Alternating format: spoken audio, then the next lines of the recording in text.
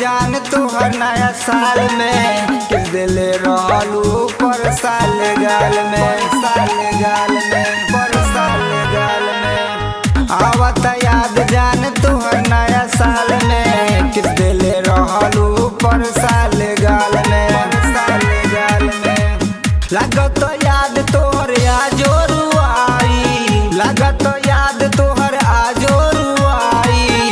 दिल में तोहरा बोतल खुलाई पी के जाने हैप्पी न्यू ईयर मनाई याद में तोहरा बोतल खुलाई पी के जाने हैप्पी न्यू ईयर मनाई।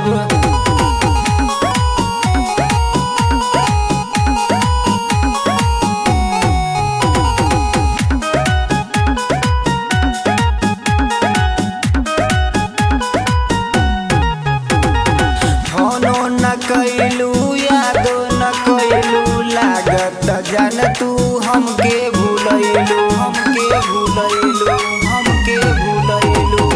हनो न कैलू यादो न कैलू लागत जान तू हमके भूलैलू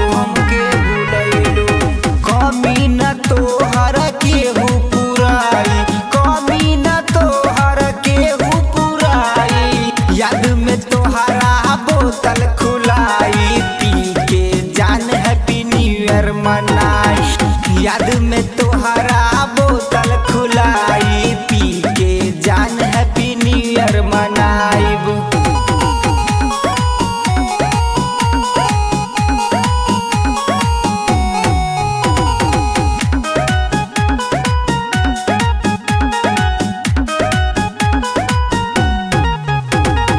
दिलवा दुखैलू सूरज के रोइलू बोला ये जानू काहे ऐसन कोइलू दिलवा दुखैलू